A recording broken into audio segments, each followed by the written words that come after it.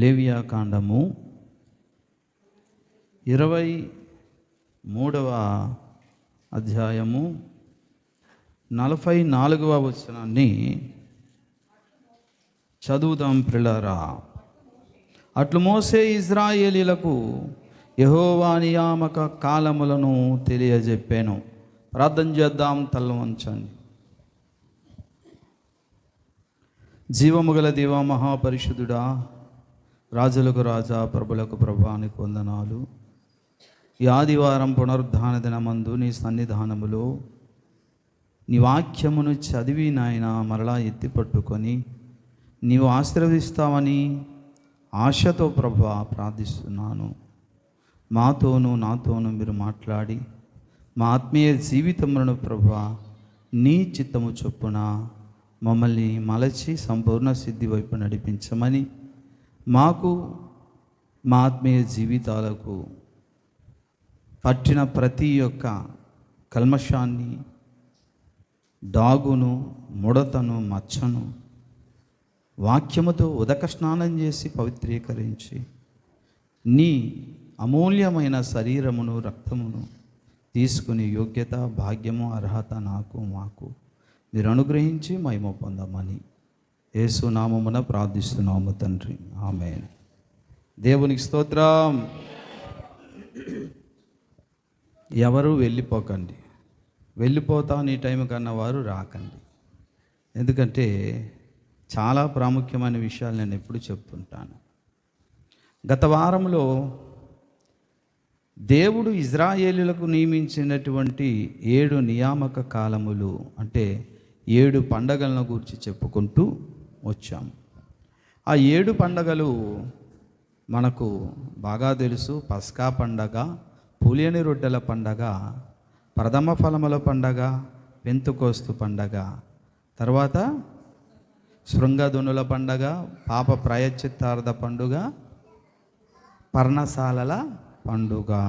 Yes, బాగా వినండి. అయితే వారు ప్రతి సంవత్సరము కూడా ఈ 7 పండగలు ఆయా నియామక కాలాలలో జరుపుకుంటారు. మన భారతదేశంలో దీపావళి, దసరా, సంక్రాంతి ఎలా చేసుకుంటారు, అలాగా ఇశ్రాయేలీయులు సంవత్సరం పొడుగున ప్రతి సంవత్సరము ఈ 7 పండగలు జరుపుకుంటారు. అయితే వారు తమ సంవత్సరానికి 2 భాగాలుగా చేస్తారు. అంటే మొదటి అర్ధ సంవత్సరము, రెండవ అర్ధ సంవత్సరం. మొదటి అర్ధ సంవత్సరం అంటే 1 నుంచి 6 నెలలు. రెండవ అర్ధ సంవత్సరం అంటే 6వ నెల నుండి 12వ నెల వరకు, 7వ నెల నుండి 12వ నెల వరకు. కనుక ఈ మొదటి అర్ధ సంవత్సరంలో 4 పండగలు జరుపుకుంటారు. ఆ 4 పండగలు పస్కా పండగ, పులియని రొట్టెల పండగ, ప్రథమ ఫలముల పండగ, పెంతుకోస్తు పండగ అని మనం లాస్ట్ వీక్ సండే మనము ధ్యానించాం, నేర్చుకున్నాం. కానీ తర్వాత మిగతా 3 పండగలు ఉన్నాయి కదా, అవి రెండవ అర్ధ సంవత్సరములో, అంటే 7 నుంచి 12 నెలలు ఉన్నాయి కదా, అందులో ఈ 3 పండగలు వారు జరుపుకుంటారు. ఆ 3 పండగలు ఏంటట? శృంగధనుల పండగ, లేదంటే బూరల పండగ అనొచ్చు, అదొకటి. తర్వాత పాప ప్రాయశ్చిత్తార్థ పండగ, మూడవదిగా ఆఖరి పండగ అదేంటండి? పర్ణశాలల పండుగ అనే బైబిల్లో ఉంది. గుడారాల పండగ అనేది అయితే బైబిల్లో మనకు కనబడదు. కనుక ఈ 3 పండగలు, ముందు జరిగిన 4 పండగలు కాస్త చిన్న అంటే హోల్టా అయిందన్నమాట. అది ఎలా అనుకుంటే చెప్తాను వినండి. మొదట 4 పండగలు కూడా ముందు సార్వత్రికంగా చరిత్రలో నెరవేరుతుంది. తర్వాత వ్యక్తిగత జీవితాల్లో పండగ పాటించాలి. ఉదాహరణగా పస్కా పండగ ముందు సార్వత్రికంగా చరిత్రలో జరిగింది. శిలువ మీద పస్కా బలి పశువుగా యేసుక్రీస్తు వారు చనిపోయాడా లేదా? తర్వాత మన బ్రతుకుల్లో కూడా అదే పస్కా పండగను మనం ఏం చేయాలన్నాము? అనుసరించాలా లేదా? అంటే చరిత్రలో ముందు జరిగింది శిలువ మీద, మన బ్రతుకులో వ్యక్తిగతంగా చెప్పాలి పస్కా పండగను పాటించాలి, అనుసరించాలి. పస్కా పండగ అంటేనే 2 భాగాలని చెప్పుకున్నాం. ఒకటి గొర్రెని తీసుకెళ్ళి వధించడం అంటే రక్తం చిందించడం. మరి రెండో భాగం ఏంటి? ఆ రక్తాన్ని తీసుకొచ్చి ఇండ్ల ద్వారబంధాల మీద, నిలువు కమ్మ మీద, పైన అడ్డు కమ్మ మీద, కింద కమ్మ మీద వేయకూడదు. అలాగే కల్వరి శిలువలో పస్కా బలి పశువుగా ప్రపంచంలో అందరి కొరకు, సార్వత్రిక సంఘము కొరకు, ప్రజల కొరకు చరిత్రలో ఒక బలి జరిగింది. అయితే మన వ్యక్తిగత జీవితంలో కూడా పస్కా పండుగ ఆచరించాలంటే ఏం చేయాలి? అప్పుడు అక్కడ చిందించిన రక్తము నా వ్యక్తిగత జీవితంలో, నా హృదయం మీద, నా ఆత్మ మీద, నా మీద ఏం చేయాలండి? అది పూసుకున్నప్పుడు నా జన్మ కర్మ పాపాలు పోయి సంహారక దూత నుండి, అంటే మరణము నుండి, శాపము నుండి, నరకము నుండి నేను తప్పించబడతాను. అలాగే ఇంకో పండగ ఉంది, పులియని రొట్టెల పండగ. అది సార్వత్రికంగా చరిత్రలో నెరవేరింది. తర్వాత నా బ్రతుకులో కూడా పులియని రొట్టెల పండగ అనుసరించాలి. అది ఎలాగంటే సింపుల్గా చెప్తున్నా, యేసుక్రీస్తు వారి యొక్క రొట్టె, దేహము రొట్టె పులియని రొట్టెగా, అంటే కుళ్ళిపోని శరీరంగా ఉంది. యేసయ్య శరీరం కుళ్ళిపోయిందా? లేదే. మన బ్రతుకుల్లో కూడా మన ఆత్మీయ జీవితంలో పులుపు అనే పాపము లేకుండా ఎప్పటికప్పుడు ఏం చేయాలి? దాన్ని పండగ ఆచరించాలి. అలాగే మూడవది ఏంటండి? ప్రథమ ఫలములో పండగ. అంటే యేసు ప్రభు వారు చనిపోయి మృతుల్లో ప్రథమ ఫలముగా సజీవుడుగా లేచాడు చరిత్రలో. మరి మన వ్యక్తిగత బ్రతుకుల్లో కూడా ప్రథమ ఫలము అనేది మనం కూడా అనుసరించాలంటే, ఆయన ఎలాగైతే ప్రథమ ఫలముగా లేచాడు, ఆయన తర్వాత మనమందరం లేపబడ్డాలంటే ఏం చెప్తున్నాడు? నన్ను తినివాడు నా మూలంగా బ్రతుకునని చెప్పి, నా శరీరమును తిని నా రక్తమును త్రాగువాడిని నేను అంచెదినమందు చెప్పండి. అవునా? కాబట్టే క్రైస్తవుడు చనిపోయినా భయం ఉండదు. అరే నేను మళ్ళీ లేస్తానని. హల్లెలూయా. ముందు సార్వత్రికంగా చరిత్రలో ఈ 4 పండుగలు జరిగాయి. ఉదాహరణగా పెంతెకోస్తు పండగ అపోస్తలుల గారు 2లో జరిగింది. పరిశుద్ధాత్మ దేవుడు వచ్చి అందరి మీద వ్రాలగా అన్య భాషలతో వారు మాట్లాడారు. మరి అప్పుడైతే జరిగింది. మరి నా బ్రతుకులు ఇప్పుడు జరగాలనుకుంటే మరలా పరిశుద్ధాత్మ దేవుడిని నేనేం చేయాలి? ఆహ్వానిస్తే తను అభిషేకిస్తాడు, వరాలతో నింపుతాడు. అది వ్యక్తిగతమైనటువంటి పెంతెకోస్తు పండగ. పెంతెకోస్తు పండగ అంటే పరిశుద్ధాత్మతో మనకు కలిగే అనుభవాల పండగ. ఈ 4 ఇవన్నీ కూడా మొదట సార్వత్రికంగా చరిత్రలో జరిగాయి, తర్వాత నా వ్యక్తిగత బ్రతుకులో జరుగుతున్నాయి. కానీ మిగతా 3 పండుగలు ఉన్నాయి కదా. ఏంటది? శృంగధనుల పండగ అంటే బోరల పండగ, లేక శృంగధనుల పండగ. రెండోది పాప ప్రాయశ్చిత్తార్థ పండగ. మూడవదిగా పర్ణశాలల పండగ. ఓకేనా? గుడారాల పండగ అంటారు కదా కొందరు. సరే, అవైతే మొదట నా వ్యక్తిగత జీవితములో పాటించాలి, తర్వాత సార్వత్రికంగా చరిత్రలో భవిష్యత్తులో జరుగుతాయి అవి అనేది నేను చెప్పాను. దానికి శృంగధనుల పండగ అనే విషయానికి చెప్పుకొచ్చాను. బోరల పండగ. బోరలు ఎందుకు ఊదుతారు? బోరలు ఎందుకంటే ఊదుతారు? యుద్ధమునకు సన్నద్ధులయ్యేటప్పుడు. అవునా? అలాగా మనము కూడా బోరల పండగ ప్రతి వ్యక్తిగతంగా ప్రతి జీవితాల్లో అనుసరించాలంటే మనము కూడా యుద్ధ సన్నద్ధులై పోరాడాలి. ఎవరితో? సాతాను సేనలతో. అందుకే ఆయన 2వ రాకడలో యేసయ్య రారాజు ఎందుకు వస్తున్నాడు? యుద్ధం ఆడడానికి సాతాను సంఘముతో అని చెప్పడం జరిగింది. ఆయన వచ్చే ముందు 7 బోరలు రోగుతాయి. 7 బోరల్లో 6 బోరలు మ్రోగేటప్పుడు మనము ఆ బోరల వల్ల వచ్చే శ్రమలు, శోధనలు, వ్యాధులు, రోగాలు, కష్టాలు, భయాలు సర్వ ప్రపంచం మీదకి వచ్చేటప్పుడు మనం దాచబడాలి. ఏడో బూర మ్రోగబడ్డప్పుడు మనం ఎత్తబడాలి. అలా 6 బూరలు మ్రోగుచున్నప్పుడు వచ్చేటటువంటి తెగుళ్ళు, రోగాలు సర్వ ప్రపంచం మీద వస్తుంది. మనం మాత్రం దాగుండాలంటే యేసు ఆఖరి బూర మ్రోగినప్పుడు మనం ఎత్తబడాలి. 6 బూరలు మ్రోగినప్పుడు మనం దాచబడాలంటే మన వ్యక్తిగత జీవితంలో ఉండాలండి, శృంగదునుల పండగ ఉండాలి. అవునా? ఎస్ అని చెప్పాము. అది కూడా కిందటి వారం కొంతవరకు మీకు బాగా అర్థమైంది అనుకుంటున్నాను. ఇప్పుడైతే నేను ఏ వాక్యం చెప్పాలనుకుంటున్నానంటే, ఇది పర్ణశాలల పండుగ. పర్ణశాలల పండుగ, ఇప్పుడు గుడారాల పండగ అని గుంటూరులో బహుశా చాలామంది వెళ్ళొచ్చారు, తప్పులేదు.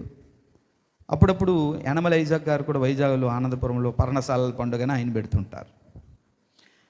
నిజానికి పరిశుద్ధ బైబిల్ గ్రంథంలో పర్ణశాలల పండగ ఇజ్రాయేల్ ఎలా చేసేవారు అని అంటే, వారు పిల్లరా అదే 23వ అధ్యాయంలో ఉంటుంది. వారు ఏం చేసేవారంటే పర్ణశాలల పండగ 7 దినములు వారు ఆచరించేవారు. ఉన్న ఊరిని విడిచిపెట్టేసి దగ్గరలో ఉన్న ఏదో తోటలు, అడవులు ఏవో వెళ్ళి ఆ ప్రాంతాల్లో చిన్న చిన్న పందిర్లు, సాళ్ళు కట్టుకుంటారనమాట. ఆ 7 రోజులు కూడా ఇజ్రాయేలు వీధుల్లో, ఊర్లో ఎవరు ఉండరు, షాపుల్లో కానీ. వారు ఏం చేస్తారంటే ఆ ఊరు విడిచిపెట్టి వారు ఆ అడవుల్లోకి అక్కడ వెళ్ళిపోయి చిన్న చిన్న సాళ్ళు వేసుకొని, చిన్న చిన్న పందిర్లు వేసుకొని వారం రోజులు అక్కడ హోమం చేస్తూ దేవుణ్ణి ఆరాధిస్తారు, పాటలు పాడతారు, ధర్మశాస్త్రం చదువుతారు, దేవుని స్తుతిస్తారు, వాక్యాన్ని చెబుతారు, వింటారు. ఇలా వారం అంతా అయిపోయి 8వ రోజు హోమాన్ని అర్పించేసి మరలా ఎవరింటికి వారు తిరిగి ఊర్లోకి వచ్చేస్తారు. ఆ 7 రోజులు కూడా సిటీ మొత్తం ఖాళీగా ఉంటుంది. ఎవరైనా ఊర్లోకి వెళ్ళి చూస్తే అక్కడ షాపులు బంద్, ఇళ్లలో ఎవరు ఉండరు, అన్నీ బందే. ఆ విధంగా వారు పర్ణశాల పండుగ దేవునితో ఆరాధించడానికి అడవుల్లోకి వెళ్ళిపోయి చిన్న చిన్న సాలల్లో రాత్రి పగలు దేవుని ఆరాధించి ఉంటారు. మరి క్రొత్త నిబంధనలో కూడా చెప్పాను కదా, ఆ 7 పండుగలు ప్రవచనాలే. అది నెరవేర్పు యేసు ప్రభువాలో జరిగాయి. ఆల్రెడీ 4 పండుగలు పెంతెకోస్తు పండుగ వరకు కూడా చరిత్రలో నెరవేరింది మనం చూస్తున్నాం. కానీ మిగతా పండుగలు ఉన్నాయి చూసారా, శృంగదునుల పండగ, పాప ప్రాయశ్చిత్తార్థ పండగ మరియు ఈ యొక్క పర్ణశాలల పండగ అనేది భవిష్యత్తులో ముందు సార్వత్రికంగా చరిత్రలో జరగలేదు. కానీ ముందుగా వ్యక్తిగతంగా భక్తుల జీవితాల్లో ఆ 3 పండుగలు ముందు జరగాలి. అర్థమైందండి? అర్థమైందా? ముందు 4 పండుగలు సార్వత్రికాల చరిత్రలో ముందు జరిగింది. తర్వాత ఏమో వ్యక్తిగతంగా ప్రతి ఒక్కరూ ఆ పండగను, పస్కా పండగ, పెంతెకోస్తు ఇవన్నీ అనుసరిస్తున్నారు. కానీ మిగతా ఈ 6 మాసాల్లో చేసిన 3 పండుగలు ఉన్నాయి కదా, రెండో అర్ధ సంవత్సరంలో ఉన్న 3 పండుగలు మాత్రము ముందు వ్యక్తిగత జీవితంలో, వ్యక్తిగత స్థాయిలో పండగ జరిగిన తరువాత సార్వత్రికంగా భవిష్యత్ చరిత్రలో జరుగుతుందన్నమాట. ఆ క్రమంలోనే బూరల పండగ కోసం కిందటి ఆదివారం చెప్పాను. ఇప్పుడేమో పర్ణశాలల పండగ కోసం నేను చెప్తాను. పర్ణశాలల పండగ అనేది భవిష్యత్తులో సార్వత్రికంగా నా దగ్గర జరుగుతుందని యేసయ్య చెప్పాడు ఒక దగ్గర. అప్పుడు మీరందరూ ప్రపంచమంతా కూడా నాతో పర్ణశాల పండగ చేసుకుంటారని సార్వత్రిక పర్ణశాల పండగను గూర్చి యేసయ్య స్వయాన్ని చెప్పుకొచ్చాడు. యోహాను రాసినటువంటి సువార్త 14వ అధ్యాయము 1-2 వచనాలు చదవండి. దేవుని యందు విశ్వాసం ఉంచుచున్నారు, నా యందు కూడా విశ్వాసం ఉంచండి. నా తండ్రి ఇంట అనేక నివాసములు కలవు. నా తండ్రి ఇంట అనేక నివాసములు, ఇల్లులు, గుడారాలు, పర్ణశాలలు నా తండ్రి ఇంట అనేకం ఉన్నాయి. అప్పుడు మీరందరూ వస్తారు అక్కడ. అప్పుడు సార్వత్రికంగా భవిష్యత్ చరిత్రలో ఈ పండగ చేస్తాను. అయితే ఇప్పుడు మనము వ్యక్తిగతంగా కూడా పర్ణశాల పండుగ ఏం చేయాలండి? ఆచరించాలి. మరి అలాగా ఎలా ఆచరిస్తాము? అలా ఆచరించడం అంటే ఎట్లా గమనించారా మీరు ఎప్పుడైనా? నేను ప్రార్థన చేసి వ్యక్తిగత ప్రార్థనలో నేను ప్రార్థన చేసుకున్నప్పుడు, లేదా మీ ఇంటికి వచ్చి ప్రార్థన చేసినప్పుడు, తర్వాత చర్చిలో కూడా ఆరాధన చేసినప్పుడు, ఆరాధన ముగింపు తర్వాత ఒక బ్లెస్సింగ్ ఇస్తాను, గుర్తుందా? దేవునికి స్తోత్రం, హల్లెలూయా. గట్టిగా నిద్రపోతున్నారు కొంతమంది హాయిగా. ఏమని ఇస్తాను తెలుసా? ఇప్పుడు మన పరమ తండ్రి అయిన దేవుని ప్రేమయు, మన రక్షకుడైన యేసుక్రీస్తు వారి యొక్క కృపయు, పరిశుద్ధాత్మ దేవుని అన్యోన్య సహవాసమును మనకును కూడిన బిడ్డలకును యేసు రాకడ కొరకు ఎదురు చూస్తున్న సకల పరిశుద్ధులకు సదాకాలం తోడ నడిపించును గాక అని అంటాను, గుర్తుందా? ఎందుకంటాను? ఎప్పుడైనా మీరు అర్థం చేసుకున్నారా? ప్రదేని బిడ్డలారా గమనించండి. ఆ విధంగా ఆశీర్వదించబడినప్పుడు, మీరు కూడా కోరుకున్నప్పుడు ఏం జరుగుద్ది అనుకుంటే, ఒక మనిషి ఇంకో మనిషితో మాట్లాడుతూ వ్యక్తిగతంగా కలిసి బాధ చెప్పుకున్నట్టుగా, కబుర్లాడినట్టుగా పరిశుద్ధాత్మ దేవునితో వ్యక్తిగతమైనటువంటి ఆ యొక్క తత్సంబంధం కలిగి ఉండుట అనేది వ్యక్తిగత పర్ణశాల పండగ. ఈ విషయాన్ని, వ్యక్తిగత పర్ణశాల పండగను గూర్చి అదే అధ్యాయంలో చెప్పాడు. సార్వత్రికంగా చరిత్రలో జరగబోయేటటువంటి పర్ణశాల పండగ కోసం కూడా అదే అధ్యాయం మొదట చెప్పాడు. అవునా? 1-2 వచనాల్లో భవిష్యత్తులో జరిగే దానికోసం చెప్పాడు. కానీ 23వ వచనంలోనైతే వ్యక్తిగతంగా పర్ణశాల పండగ ఎలాగా జరుగుతుందో అక్కడ చెప్పాడు. చూడండి, 23వ వచనం చదవండి. యేసు, ఒకడు నన్ను ప్రేమించినడలా వాడు నా మాట గైకొనును, అప్పుడు నా తండ్రి వాణ్ణి ప్రేమించును. ఈ మాట పాయింట్అవుట్ చేయండి. మేము వాని యొద్దకు వచ్చి వాని యొద్ద నివాసము చేతుము. దేవుని స్తోత్రం, హల్లెలూయా. నిజంగా అక్కడ ఏం చెప్పాలయ్యా ఎజ్రా శాస్త్రి? నేను వచ్చి మీతో నివాసం చేస్తానన్నాను కదా యేసయ్యా. అలా అనలే. ఒకడు నా మాట విని నన్ను ప్రేమించి నేను నా మాట గైకొంటాడు, అనుసరిస్తాడు, అప్పుడు నేను, నా తండ్రి, పరిశుద్ధాత్ముడు మేము వచ్చి వానితో నివాసం చేస్తామన్నాడు. హల్లెలూయా. ఎలా అనుకుంటే గమనించండి ప్రియులారా, సింధూర వనము దగ్గర మమ్రేలో ఉన్నటువంటి అబ్రహాము దగ్గరకు త్రియేక దేవుడు ఎండవేళలో వచ్చేసాడు. వచ్చేస్తుంటే చూశాడు అబ్రహాం, అయ్యో ఎవరబ్బా ఈ త్రోవణ వస్తున్నారు. చూడగానే ముగ్గురు కనిపించారు. అయ్యలారా, నీ దాసుని దాటి పోవద్దు, దయచేసి నేను కాస్త నీళ్లు తెస్తాను, కాలు కడుక్కోండి, కాస్త మజ్జిగ నీళ్ళు ఏదో ఇస్తాను, తాగండి, అయ్యా అలసట తీర్చుకోండి, భోజనం పెడతానయ్యా, వంట చేస్తానయ్యా. సరేలే అబ్రహాం అనుకొని ఆ సాల్లోకి వెళ్ళారు. త్రియేక దేవుడు మంచాల మీద కూర్చున్నారు. కాస్త ఇసనగమ్మతో ఇసునుకుంటున్నారేమో. ఏమయ్యా అబ్రహాం, ఎలా ఉంది ఈ ఊరు, నీకు నచ్చిందా? ఈ ఊరి జనాలు ఏం చేస్తున్నారు? ఏడు గోవులు గుడ్లు ఎలా ఉంటున్నాయి? వ్యాపారం ఎలా ఉంది? పంట పొలం ఎలా ఉంది? ప్రదేశం ఈ మాట మంది కలుపుతున్నాడు ఆయన. ప్రతిని బిడ్డలారు, ఎంత అద్భుతం అండి. ఆ విధంగా ఒక మనిషి ఇంటికి వచ్చి రెస్ట్ తీసుకున్నట్టుగా కలిసి ఉండటమే వ్యక్తిగత పర్ణశాల పండుగ. హల్లెలూయా. అందుకే చెప్పాడు ఆయన యేసయ్య. అర్థమైందా? ఒకడు నన్ను ప్రేమిస్తే నా మాట గైకొంటాడు, అప్పుడు మేము అతని యొద్దకు ఉండి నివాసము చేసేదము. ఆ కారణం చేతనే చెయ్యెత్తి ఆశీర్వదిస్తా. ఆయన మీతో వచ్చేస్తాడు వెంటబడి. అన్నమనమ్మ పద ప్రబలిగా పద వచ్చేస్తాను. త్రియేక దేవుడే వచ్చి కూర్చుంటాడు మీతో. వచ్చేసరికి వ్యక్తిగతంగా మళ్ళీ తెల్లవారు లేపి ఏం చేయాలి? ఆయనకి ఏం చేయాలి? నీళ్ళు ఇవ్వాలి, నీళ్ళు ఇచ్చుట, చక్కగా మాట్లాడుట, ఆరాధన చేయుట, పాట పాడుట, నీ బాధలు చెప్పుట. ఆయన నీకోసం ఏదో చెప్తుంటాడు, అది నువ్వు వింటావు. ఇది ప్రతినిత్యము కూడా మన వ్యక్తిగత బ్రతుకులో జరగాలని దేవుడు నియమించాడు. అందుకే తెల్లవారు మనం ఆయన్ని స్తుతించకుండా, ఆరాధించకుండా మనము ఉండలేము. అర్థమైందండి పర్ణశాలల పండగ యొక్క భావము? అర్థమైందా? ఇది లేకుండా, ఈ అనుభవం లేకుండా దేవునితో ముఖాముఖిగా మాట్లాడి పరిశుద్ధాత్మదేవుతో పరిచయం చేసుకొని నీ బాధలు చెప్పి ఆయన మాటలు విని ఆయన స్వరం వినే అనుభవం లేకుండా యేసయ్య వస్తాడు నాకు గుడారాల పండుగలు అక్కడ ఒక ఇల్లు ఉందని భ్రమపడక, పిచ్చి పడక, ఆశ పెట్టుకో. హృదయాన్ని పెట్టారా గమనించండి. యేసు వచ్చి నీ ఊర్లో నీ ఇంట్లో నీతో ఉండే అనుభవం నీకు రానిదే అక్కడ ఉంటాను అనేది మీరు ఆశ పెట్టుకోకండి. వస్తున్నాడా త్రియక దేవుడు మీ ఇంటికి? నిత్యం నేను సహవాసం చేస్తాను, చదువుతూ ప్రార్థిస్తూ ఏవేవో చెప్తుంటాడు ఆయన.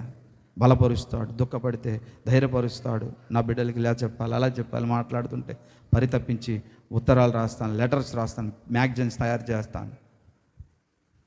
నా టైము దేవునితో గడిచిపోతుంది. పిల్లారా గమనించండి. దేవుడు అంటే ఆయన వచ్చి మనతో నివసించడము అది వ్యక్తిగత పర్ణశాల పండగ. మనం వెళ్ళి ఆయనతో నివసించడం అనేది సార్వత్రిక పర్ణశాల పండగ. దేవుని స్తోత్రం. హల్లెలూయా, హల్లెలూయా. రాకడకు సిద్ధపడండి సిద్ధపడండి సిద్ధపడండి అంటే ఇటు తెల్లని బట్టలు ధరించుకొని ఉండడమా సిద్ధపడ్డం? పిల్లరా, అంతరంగ పురుషుల్లో పరిపక్వత రావాలి, అంతరంగ పురుషునిలో మార్పు రావాలి. రాను రాను రాను రాను యేసు పోలికలోనికి నేను మారిపోవాలి. అది సిద్ధపడినట్టు. సిద్ధపడ్డం అంటే అది.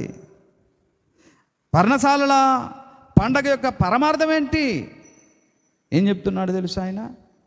ఒకసారి ప్రకటన గ్రంథం మీరు చూసినట్లయితే 3వ అధ్యాయంలో చెప్తున్నాడు ఆయన. చూడండి ఒకసారి ప్రకటన గ్రంథం 3:20. తడుచున్నాను,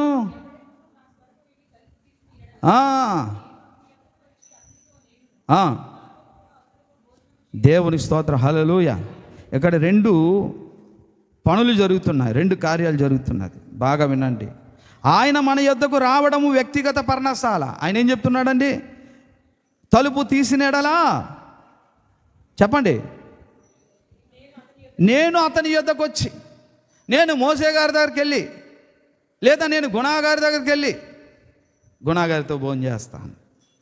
యేసయ్య వెళ్ళి గుణాగారితో భోజనం చేయడం గుణాగారి యొక్క వ్యక్తిగత పర్ణశాల పండగ. యేసయ్య వచ్చి మోసే గారితో భోజనం చేయడం మోసే గారి యొక్క వ్యక్తిగత పర్ణశాల పండగ.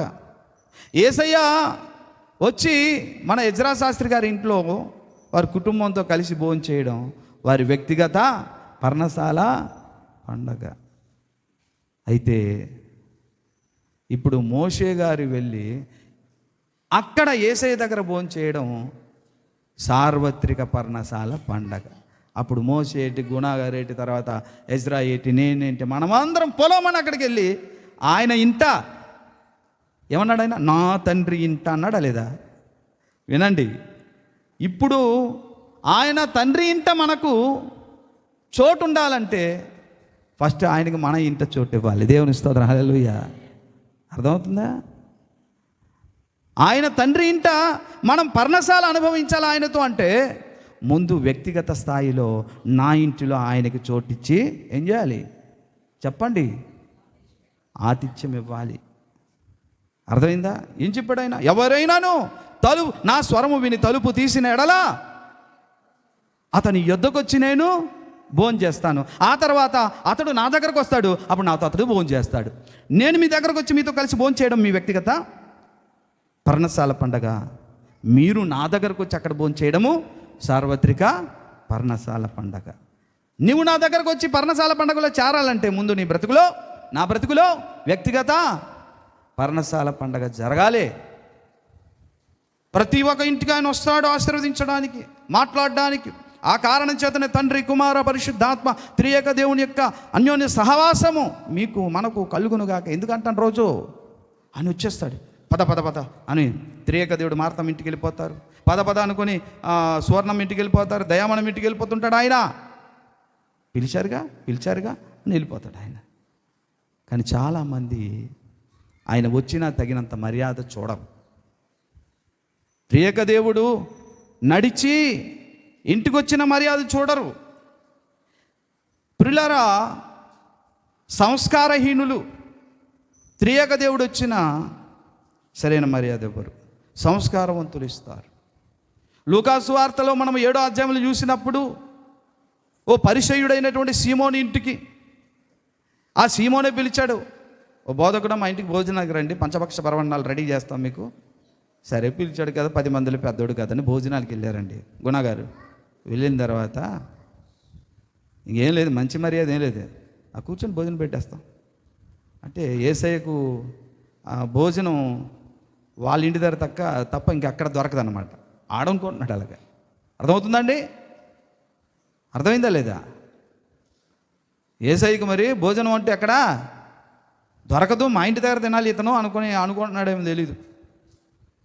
భోజనం లేకుండా యేసయ్య వెళ్తారు అక్కడికి. మర్యాదగా పిలిచారు కాబట్టి మర్యాదగానే వెళదాం.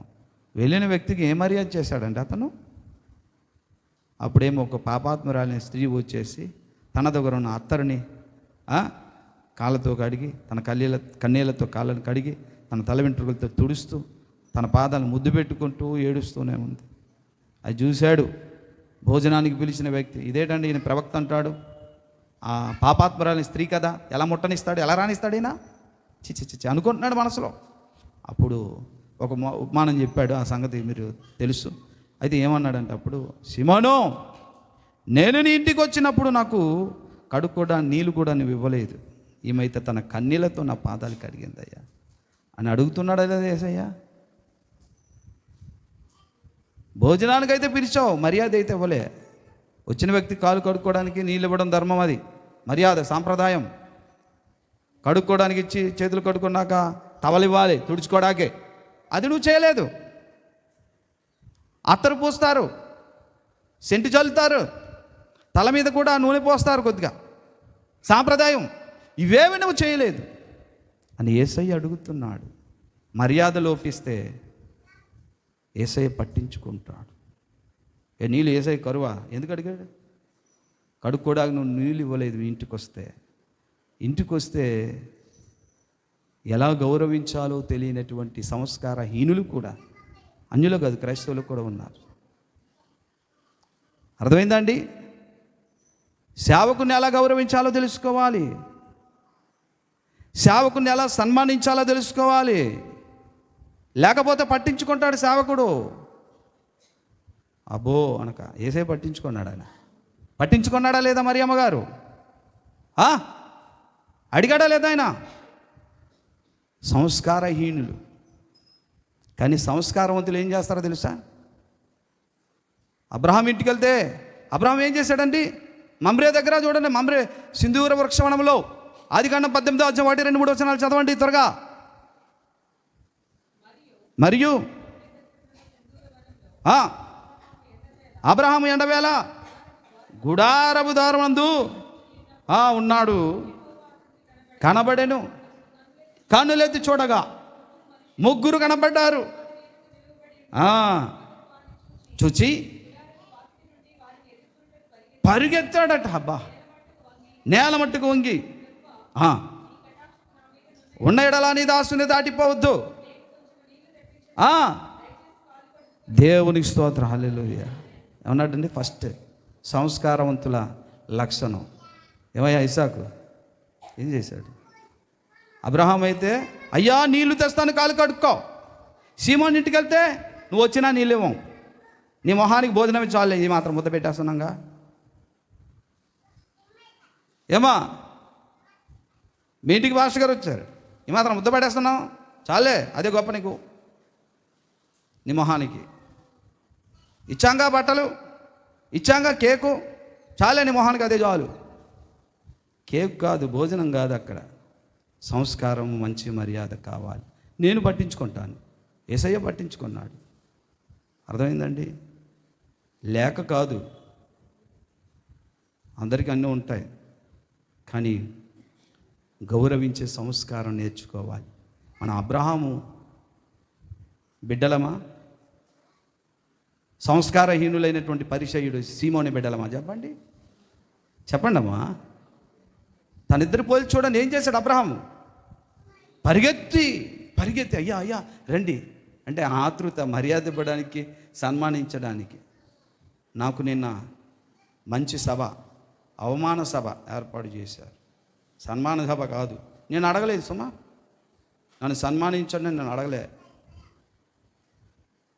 సన్మానించడం చేత కాకపోతే ఆపేయాలి, అవమాన సభగా చేయకూడదు. మీ బ్రతుకులు ఎప్పుడు పుట్టినరోజులు గట్రా నాకు చేయకండి, అర్థమవుతుందా? చేత కాని బడవా నీకెందుకురా గొడవ అన్నారు పెద్దలు. చేత కానప్పుడు ఊరుకోవాలి అంతే, చేతనైతే చేయాలి, ఎంత కష్టమైనా చేయాలి. నాకు లక్షవారం వరకు తెలీదు సన్మాన సభ చేస్తున్నారు వీళ్ళందరూ అని విమలా వాళ్ళ ఇంటి దగ్గర మాట్లాడుకుంటే, సరేలే నా బిడ్డలు అందరూ వచ్చి చక్కగా చప్పట్లో కేక్ కోయిస్తారు నా చేత, అందరూ ఇలా చూడవచ్చు, చాలా సంతోషం నేను అనుకున్నాను. ఎంత సంస్కారమో, అందరూ అబ్రహాం బిడ్డలు కదా అని నేను అనుకుంటే, ఏం తిన్నారా 9 అయినా ఎవరు రాలే. ఇది సన్మాన సభ అనుకొని నేను అనుకున్నాను, కానీ ఇది అవమాన సభ అనుకుని చాలా బాధపడ్డాను, కోప్పడ్డాను. దేవుడి మాటలు చూపించాడు. సీమోని ఇంటికి వెళ్తే అలా అవమానం పొందాను నాన్న, అదే అబ్రాహం ఇంటికి వెళ్తే పరిగెత్తుకొని నీళ్ళు తెచ్చాను నాన్న. ఉంటారు ఇలాంటి అలాంటి వాళ్ళు, నువ్వేం భయపడక, బాధపడక. నేనేం బాధపడలేదు తండ్రి, ఇలాంటి సంస్కారహీనులు అయితే ఎలాగా వారు అవిధేయులు అవుతారు కదని దేవుడి ద్వారా బాధపడి, పోన్లే నాయన క్షమించండి, వారు తెలియదు కదని మాట్లాడుతున్నాను మళ్ళీ తెల్లవారు దేవుడితో. కాబట్టి జీవితంలో ఎప్పుడు కూడా చేయకండి. ఎవరు అన్నారట, దండుకొని మీరు చేయకండి, దండి ఏ కార్యమైనా చేయకండి, స్వతహాగా నేను మా ఆత్మీయ తండ్రి నేను ఇస్తాను, తన వల్ల తను ప్రార్థన చేయటం వల్ల చచ్చిపోయిన నా పాప బ్రతికింది, తను ప్రార్థన చేయటం వల్ల నాకు గర్భఫలము దొరికింది, తాను ప్రార్థన చేయటం వల్ల నా మేనల్లుడు బ్రతికాడు, అల్లుడు బ్రతికాడు, లేదా తండ్రి బ్రతికాడు. అయ్యో, అటువంటి వ్యక్తికి రెట్టింపు సన్మానానికి పాత్రుడిగా నేను చేయాలి కదా అన్నవారు ఒకవేళ ఇస్తే తీసుకొని చేయాలి, అంతే తప్ప మీరు అడుక్కొని ఎప్పుడు చేయకండి, అవమానపరచకండి. మెయిన్ దీన్ని ఎవరు నాంది పలిగారో నాకు తెలియదు, మీ బ్రతుకులో ఎప్పుడు నా పుట్టినరోజు చేయకండి చెప్తున్నాను. నిన్న జరిగినటువంటి అవమానం చాలు, ప్రభు రాకడ దగ్గర అయిపోతుంది. ఇంకా నేను చాలా బాధపడ్డాను, కోప్పడ్డాను. ఎందుకని అలా చేయకూడదు, అర్థమైందండి? ఒకవేళ ఎవరైనా మీరు పాస్టర్ గారు పుట్టినరోజు చేద్దాము అని అనేటప్పుడు 10 మంది తలో చేయి వేసినప్పుడు స్వేచ్ఛగా ఇవ్వండి, కష్టపడి బలవంతాన్ని ఇవ్వకండి, మీకు దీవెన ఉండదు. వాస్తవానికి నన్ను అలా గౌరవిస్తే నేను చాలా సంతోషించదు, కానీ గౌరవించలేదు, అగౌరవపరిచారు. భోజనానికైతే పిలిచారు, మీరెందుకంటే అలా పట్టించుకుంటారంటే పట్టించుకోవాల్సిన టైం వచ్చింది. ఎందుకంటే మీరు ప్రకటించేశారు పబ్లిక్లో, ప్రకటించకపోతే దోషం మీ మీదకి రాదు. ప్రకటించేశారు కాబట్టి, ప్రకటించిన తర్వాత కూడా మీరు చేయలేదు కాబట్టి బాహాటంగా నన్ను మీరు అవమానపరిచారన్నమాట. అర్థమైందండి? జాగ్రత్తగా మీరు ఉండండి.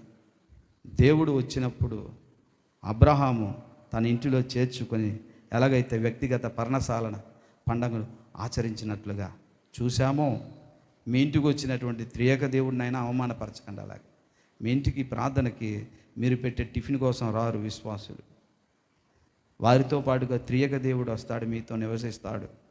ఎంత భాగ్యం! అబ్రాహాము ఇంటిలో త్రియేక దేవుడు వచ్చి నివసిస్తే గొడ్రాలు గర్భము ధరించి బిడ్డను కన్నాది. మీ లోట్లు సరిచేయబడతాయి త్రియేక దేవుడు వస్తే. ఈ మాటలు విని దాన్ని గైకొని వాడు ధన్యుడు. వారితో నేను వచ్చి మేము వచ్చి నివాసం చేస్తానన్నాడు ఆయన. ఈ మాటలు నేను చెప్తున్నాను, గైకొన్నవారు ధన్యులు. అప్పుడు ఆయన మీతో లింగమని వెనకాల వచ్చేస్తాడు, దీవించేస్తానా? అయ్యో వచ్చేస్తాడు మీతో పాటుగా, రియల్ వచ్చేస్తాడు, వచ్చి మీతో ఉండిపోతాడు. వ్యక్తిగతంగా ప్రతిరోజు ఏం చేస్తాం మనం? పర్ణశాల పండగ చేసుకుంటుంటాం. అర్థమవుతుందండి? అర్థమైందా లేదా? సేవకుని గౌరవించే విధానం నేర్చుకోండి. ఒట్టి కబుర్లు సొల్లు కబుర్లాగా మాట్లాడకూడదు. నిల్చుంటారు బైబిల్ పట్టుకొని సాక్ష్యం చెప్పి, అయ్యగారు ప్రార్థన చేశారు, మా కొడుకు చచ్చిపోను కానీ బ్రతికించాడు. అయ్యగారు నోరు మాత్రం కుట్టియాలి, గెంజి కూడా పోయకూడదు, చావాలి అని కోరుకుంటారు. బాగుందా? ఒకవేళ 10 మంది ఏమైనా అనుకుంటారని, ప్రభా బోధకుడు భోజనానికి వచ్చి ఇంటికి నీ మొహానికి ఆ కోడి మాంసం చాలే, ఇంక మర్యాదలు ఇలా చూసిన వాళ్ళు కూడా ఉన్నారు. ఏసై చూడలేదా? భోజనానికి పిలిచారు, మర్యాద ఇవ్వలేదు. మీ పాస్టర్ గారు కక్కుర్తి పడరు, మర్యాద ఉండాలి. మెయిన్ సంస్కార హీనమైన పంచభక్ష పరమన్నాల కంటే గుడిసెలో గంజినీలు మేలు. హల్లెలూయా, హల్లెలూయా. కాబట్టి పర్ణశాల పండగ యథార్థంగా ఆచరిద్దాం. ప్రతినిత్యం ఆయన మనతో వస్తాడు, అందుకే మనం ఎప్పుడు కూడా ఆయనతో గడపాలి. అర్థమైందండి? ఆయన వచ్చి మనతో ఉండుట మన వ్యక్తిగత పర్ణశాల పండగ. మనం వెళ్ళి ఆయనతో కలిసి భోంచేయుట సార్వత్రికంగా చరిత్రలో భవిష్యత్తులో జరగబోయే పర్ణశాల పండగ. అర్థమైందండి? మేము వెళ్ళామండి పర్ణశాల పండగ, ఎక్కడికి గుంటూరు వెళ్ళి వచ్చేసాం అని సంబరపడిపోకండి. ఇది నిత్యము యేసు రాకడ పర్యాంతము మన పోకడ వరకు జరగాల్సినటువంటి చెప్పండి పర్ణశాల పండగ నేను నిత్యము చేస్తాను. అయితే వెళ్తే తప్పండి అయ్యగారు? తప్పు కాదు, తప్పే కాదు, వెళ్ళి రావడం తప్పేం కాదు. అసలు అర్థం ఏంటో నేను చెప్పాను మీకు. దీనికి మించిన ఇంకా ఏదైనా మార్గం అయితే నాకు తెలియదు, అదేదో తెలుసుకొని అక్కడికి వెళ్ళి నేర్చుకుని నాకు చెప్పండి, ఇంకా నేను కొత్తగా నేర్చుకొని సరి చేసుకుంటాను. ఓకేనా? ప్రార్థన చేద్దామా? సన్మానం చేద్దామా? అవమానం చేద్దామా? సన్మాన సభ ఎప్పుడు మీరు పెట్టకండి, మీకు చేత కాదు. అర్థమైంది? ప్రార్థన చేద్దాం, తల వంచండి, ప్రార్థన చేద్దాం.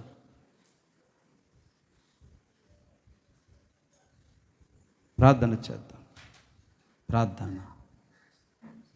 చేద్దాం కొద్ది 10 నిమిషాలుగా. చాలా బాగా గౌరవించారయ్యా మీరు. ఎంత పెద్ద సన్మానం.